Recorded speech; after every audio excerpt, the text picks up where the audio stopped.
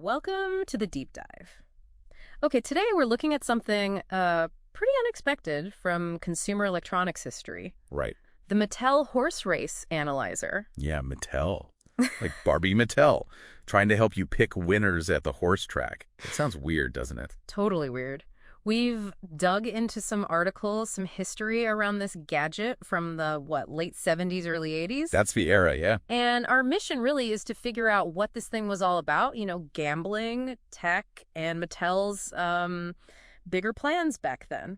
It's fascinating because Mattel, synonymous with toys, suddenly pivoting or trying to pivot to this, let's call it an electronic gambling aid. A gambling aid. So how did they even get there? I mean, Mattel started way back, right? Like picture frames in 45. Exactly. Picture frames. Then Barbie hits in 59, and boom, they're this massive toy company. Right. But then the mid-70s weren't so great for them, apparently. No, they hit a rough patch.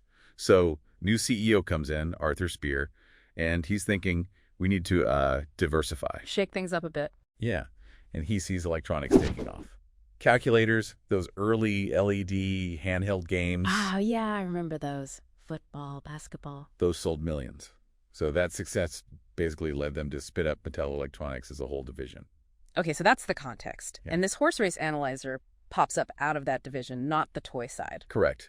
And the idea actually came from outside. A guy named Bill Mandel. Mandel. Who was he? Former marketing exec at Revlon. Apparently left because of, difficult management. But he was really into horse racing. Ah, okay. A passion project. Sort of. He was already using his Apple II computer for handicapping, trying to predict race outcomes. So he had the bug already. He did. And he pitched this idea of a dedicated device to Mattel Electronics. And they went for it. They did. Mandel teamed up with Dr. William Quirin, a professor of math and computer science. Smart guy. Right. They needed someone to actually design the prediction algorithm. And the real trick was getting it onto a tiny chip. Which chip was it? A Texas Instruments TMS 1100, which is, like you mentioned earlier, the same chip that was inside Milton Bradley's Simon game. No way! That little memory game. The very same. Yeah. So they crammed this horse racing prediction logic onto that. They even patented the device and the design. Who designed the look? It was kind of calculator-ish, wasn't it? Yeah, Mandel worked on the design patent with Ted Mayer. Ted Mayer. Isn't he the Masters of the Universe guy? That's him. He-Man's designer. So quite the eclectic mix of talent behind this thing. Wild. Okay, so it looks like a calculator. How did you actually use it? What did it do? Well, it wasn't automatic. You, the user, had to grab the daily racing form. The horse racing Bible, basically. Pretty much. Yeah. And you'd manually type in a ton of data. The purse amount for the race, the distance, stats about the horse's age, weight, recent performance, all that stuff. Sounds tedious. It apparently took up to 20 minutes per race to enter everything. 20 minutes. Wow. Okay, that seems maybe not super practical if you're actually at the track trying to bet between races. That was definitely a potential drawback, the sheer effort involved. And what did it give you after all that typing? It would process the data using Curran's algorithm and then spit out ratings for the top 4 horses it thought had the best chance. Just the top 4. Okay. And Mattel's marketing. They made some big promises, right? Oh, yeah. They were claiming, 57% accuracy in picking the top 3 finishers and 90% accuracy for getting one of the top 4. 90%? That sounds amazing. They even claimed it could generate a 15-16% return on investment, which, was better than treasury bills back then. Oh, whoa. Okay, bold claims. Did anyone push back on that? Absolutely. Andrew Beyer, who's a very well-respected horse racing writer, was skeptical. He looked into it and basically said the win rate wasn't much better than just betting the public favorites. Ah, so maybe not the magic bullet they claimed. Seems like it. Another expert kind of scoffed, saying any decent handicapper could probably narrow it down to 4 likely contenders without a $100 gadget. Yeah, that initial price was like $100, $130. Not cheap for the time. No.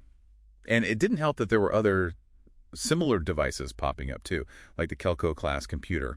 Competition. Okay, so maybe niche appeal, tedious to use, questionable advantage, competition.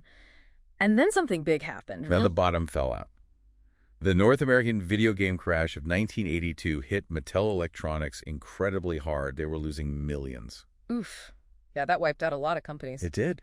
And Mattel Electronics was one of the casualties. They shut the whole division down in February '84. So the horse race analyzer died with the division. Well, Not quite. Here's where it gets interesting again. Oh, Bill Mandel, the original idea guy, he actually bought the rights and the inventory back from Mattel. really? He still believed in it. Apparently so.